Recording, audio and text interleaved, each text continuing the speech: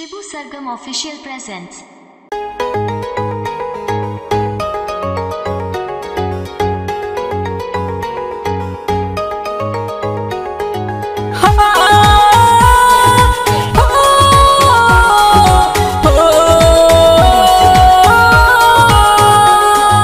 झूठा जिए मरे कहया रानी तू कसम खइलू। झूठा जिए मरे कहया रानी तू कसम खइलू। जहिया ये रानी बदल गइलू नजरी से उतर गइलू।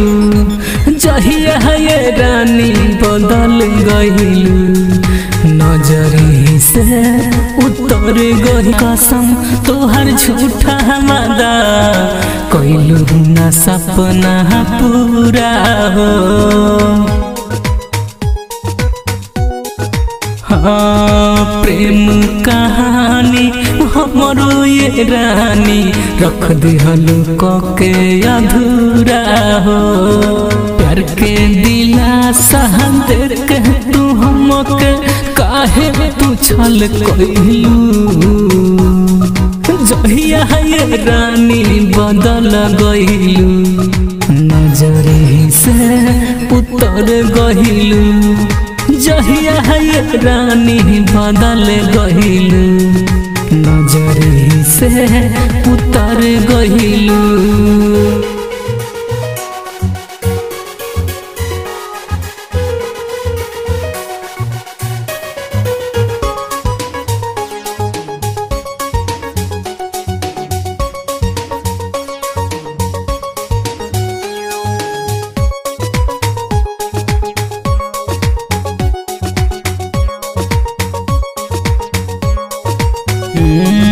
शिबू के दिलावा तोड़लू हो अक्षय से जाके जोड़लू हो।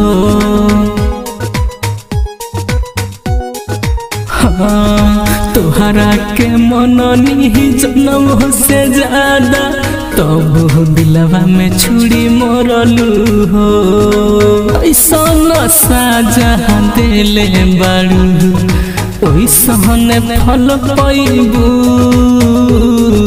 जहिया ये रानी बदल गइलू नजरी से उतर गइलू। जहिया ये रानी बदल गइलू नजरी से उतर गइलू।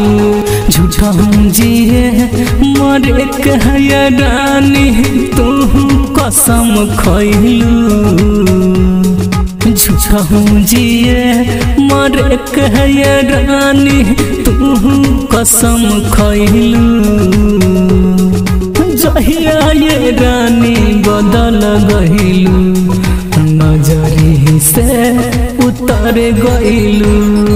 जहिया ये रानी बदल गइलू नजरी से उतर गइलू।